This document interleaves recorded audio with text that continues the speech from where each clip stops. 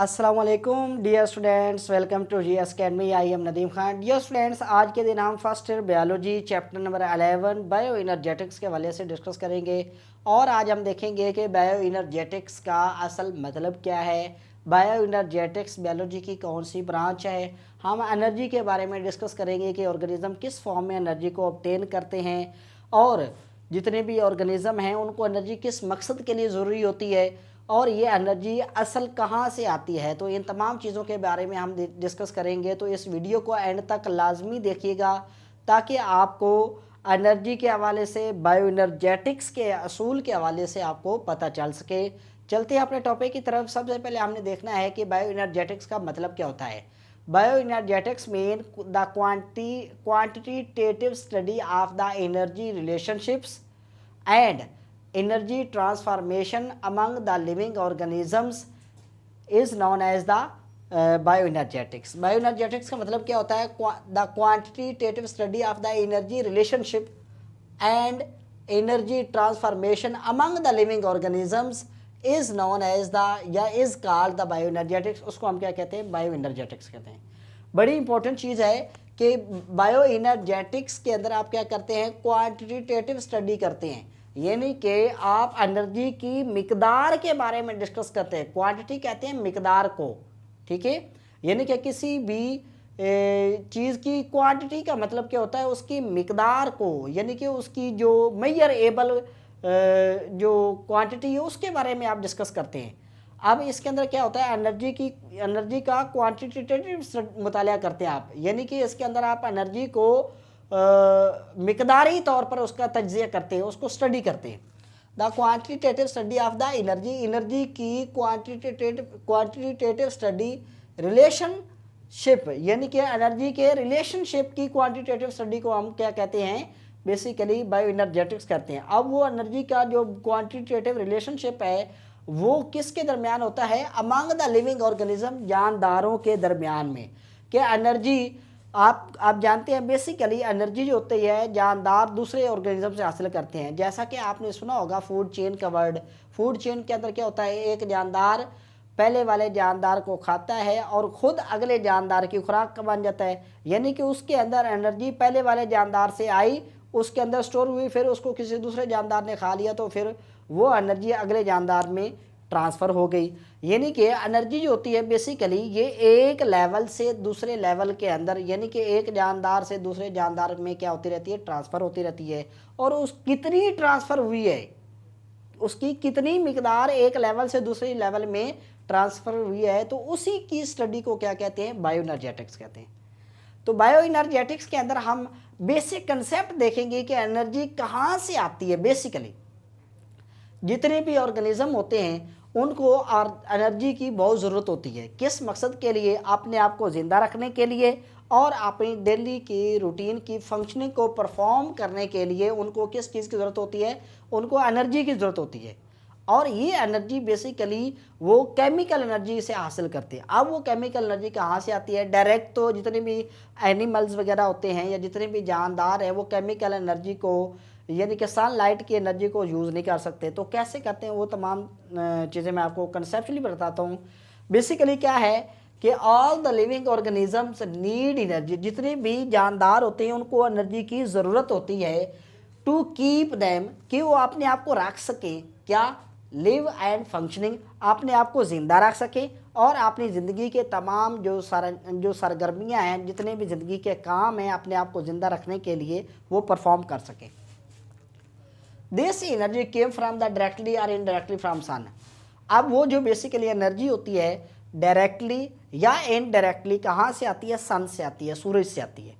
सूरज से वो एनर्जी हासिल होती है और वो एनर्जी जो है पहले प्रोड्यूसर के अंदर आती है, प्रोड्यूसर के बाद आगे कंज्यूमर में जाती है, ठीक है। कंज्यूमर में primary consumer, secondary consumer, tertiary consumer के पास जाती है। इस तरह मतलब वो ट्रांसफ़र होती रहती है। एट द एंड वो डिकम्पोजर के पास चली जाती है। तो उसकी हम क्वांटिटी को डिस्कस करेंगे बायो इनर्जेटिक्स के अंदर। Basically basic source of energy is sun, यानी कि जो बेसिकली जो एनर्जी का सोर्स जो है वो क्या है? वो सन है। सूरज से डायरेक्ट एनर्जी कौन हासिल करता है? वो प्रोड्यूसर करते हैं। All the organism use the chemical energy present in the food, जितने भी जानदार होते हैं वो सूरज से आने वाली एनर्जी जो होती है, सोलर एनर्जी जो है, ठीक है, उसको डायरेक्ट तो यूज़ नहीं कर सकते। किस फॉर्म में यूज़ करते हैं? वो बेसिकली केमिकल एनर्जी को यूज़ करते हैं प्रेजेंट इन फूड, जो किस में पाई जाती है? खुराक के अंदर पाई जाती है। जानदार खुराक में पाए जाने वाली केमिकल एनर्जी को क्या करते हैं? यूटिलाइज़ करते हैं, और उसको यूटिलाइज़ करने के बाद अपने आप को ज़िंदा रखने के लिए उसको इस्तेमाल करते हैं, और डेली की जो एक्टिविटीज़ हैं उनको परफॉर्म करने के लिए यूटिलाइज़ करते हैं। Then all the organism use the chemical energy present in the food, sugar, जैसा कि फूड या शुगर के अंदर वो पाई जाती है उसको वो इस्तेमाल करते हैं। Chloroplast of the plant capture the sunlight, यानी कि जो क्लोरोप्लास्ट पौधे के अंदर पाया जाता है, लीफ के अंदर जो पाया जाता है, उसने क्या करना होता है?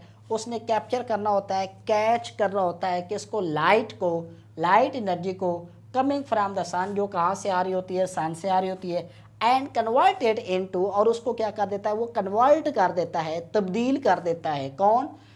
क्लोरोप्लास्ट। क्लोरोप्लास्ट पाया किस में जाता है? प्रोड्यूसर्स के अंदर। जितने भी प्रोड्यूसर्स हैं उनके अंदर क्लोरोप्लास्ट पाया जाता है। उसने क्या करना होता है? उसने सूरज से आने वाली जो लाइट होती है, लाइट एनर्जी होती है, उसको कैप्चर करने के बाद उसको केमिकल एनर्जी के अंदर कन्वर्ट कर देना होता है। ठीक है, this chemical energy is stored into food. अब वो जो केमिकल एनर्जी होती है वो फूड के अंदर स्टोर हो जाती है, ठीक है, in the form of sugar, sugar की फॉर्म में, एंड अदर ऑर्गेनिक मॉलिक्यूल, और दूसरे ऑर्गेनिक मॉलिक्यूल के अंदर। बेसिकली जो सूरज की एनर्जी होती है, जिसको लाइट एनर्जी कहते हैं, उसको डायरेक्टली एनिमल यूज़ नहीं कर सकते। क्लियर हुआ? यानी कि एनिमल्स ने जो सूरज से आने वाली लाइट एनर्जी होती है उसको डायरेक्ट इस्तेमाल नहीं कर सकते। फिर प्रोड्यूसर उनको बेसिकली लाइट एनर्जी को कैप्चर करते हैं और उसको केमिकल एनर्जी में तब्दील कर देते हैं। उस केमिकल एनर्जी को जितने भी जानवर हैं वो खाते हैं, ठीक है। इस तरह वो एनर्जी, अगर हम फ्रूट खाते हैं, फ्रूट के अंदर कौन सी एनर्जी होती है? केमिकल एनर्जी होती है। वो केमिकल एनर्जी प्रोड्यूसर ने बनाई थी, यानी कि पौधे ने बनाई, किस से? बेसिकली सूरज की रोशनी को इस्तेमाल करके, किसके ज़रिए से? क्लोरोप्लास्ट के ज़रिए से। क्लोरोप्लास्ट ने क्या किया? लाइट एनर्जी को केमिकल एनर्जी में तब्दील कर दिया, और वो केमिकल एनर्जी जो होती है स्टोर होगी किसके अंदर? फ्रूट के अंदर। वो फ्रूट हमने खाया, फिर वो एनर्जी हमारे अंदर ट्रांसफ़र हो गई, ठीक है। अब वो एनर्जी हमारे अंदर ट्रांसफ़र होती है। इसका मतलब क्या है? एनर्जी का और हमारा क्या है? एक ख़ास रिलेशनशिप है, और हम वो अपना रिलेशनशिप कायम किसके साथ करते हैं? बेसिकली प्रोड्यूसर के साथ, क्योंकि प्रोड्यूसर ने हमें वो केमिकल एनर्जी प्रोवाइड करनी होती है। फिर प्रोड्यूसर का आगे किससे तल्लक होता है? बेसिकली सनलाइट से ज़रूरत होती से तल्लक होता है। सनलाइट जो होती है वो होगी तो लाइट रिएक्शन होंगे, लाइट रिएक्शन के ज़रिए से जो शुगर है वो प्रोड्यूस की जाएगी। तो बेसिकली ये जो प्रोसेस होता है उसके ज़रिए से हम क्या करते हैं? अपनी फूड केमिकल एनर्जी जो कि किसने कन्वर्ट की होती है? प्लांट ने सनलाइट को, यानी कि लाइट एनर्जी को कन्वर्ट किया होता है केमिकल एनर्जी के अंदर। वो हम यूटिलाइज़ करते हैं। वो यूटिलाइज़ करने के बाद हम लोग अपनी डेली लाइफ की एक्टिविटीज़ को परफॉर्म करते हैं, ठीक है। तो बेसिकली क्लोरोप्लास्ट जो है हमारे अंदर नहीं होता, पौधों में क्लोरोप्लास्ट पाया जाता है, यानी कि प्रोड्यूसर के अंदर क्लोरोप्लास्ट होता है। इसीलिए जो प्रोड्यूसर्स हैं उनके लिए एक वर्ड यूज़ किया जाता है ऑटोट्रॉफ्स का। क्या? Autotrophs. All the producer are called autotrophs. Why the producer are known as the autotrophs? Because the producer can prepare their own food by using the sunlight, by the help of chlorophyll, by using the photosynthesis mechanism. यानी कि वो क्या करते हैं? सूरज से आने वाली light को क्या करते हैं? कैप्चर करते हैं क्लोरोप्लास्ट की मदद से, और फोटोसेंसिस के मैकेनिज़्म के ज़रिए से वो क्या करते हैं? अपनी फूड प्रोड्यूस करते हैं, यानी कि ग्लूकोज पैदा करते हैं। वो ग्लूकोज हम भी यूज़ करते हैं किसके लिए? अपनी डेली की एक्टिविटीज़ को परफॉर्म करने के लिए, अपनी डेली एक्टिविटीज़ परफॉर्म करने के लिए, एनर्जी को हासिल करने के लिए। बेसिकली हमारे अंदर फिर फोटोसिंथेटिक रिएक्शन नहीं होता, हमारे अंदर होता है रेस्पिरेशन रिएक्शन, ठीक है। रेस्पिरेशन रिएक्शन के ज़रिए से हम क्या करते हैं? फूड को ऑब्टेन करते हैं, ऑब्टेन हुई फूड को क्या करते हैं? ब्रेक डाउन करते हैं, और उससे एटीपी पैदा करते हैं।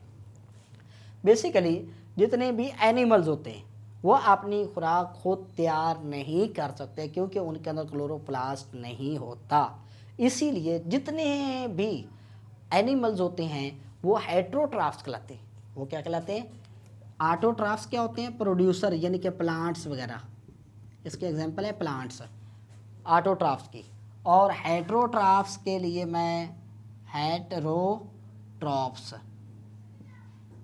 heterotrophs mean those organisms which cannot produce their own food, mean they are also called the animals। उनको हम क्या कहते हैं?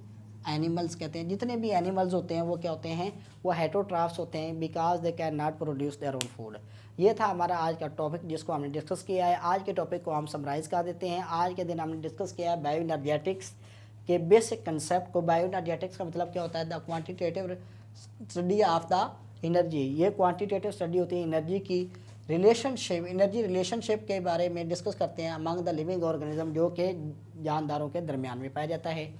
ठीक है, अब हमने देखा था conversion of the solar energy into chemical energy, के केमिकल एनर्जी को, सोलर एनर्जी को कौन केमिकल एनर्जी में तब्दील करता है।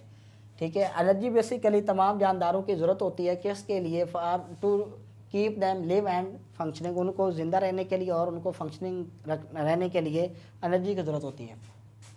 और ये जो एनर्जी होती है डायरेक्टली या इनडायरेक्टली कहाँ से आती है? सन से आती है। और सूरज जो है बेसिकली बेसिक सोर्स है किसका? एनर्जी का। All the organism use the chemical energy present in the food. जितने भी जानदार होते हैं वो क्या करते हैं? वो केमिकल एनर्जी को जो कि फूड के अंदर पाई जाती है उसको इस्तेमाल करते हैं।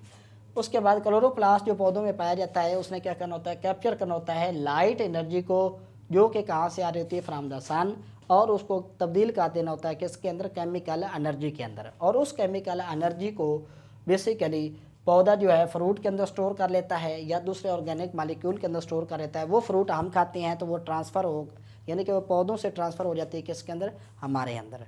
ठीक है, तो ये था हमारा आज का टॉपिक जिसको हमने डिस्कस किया है।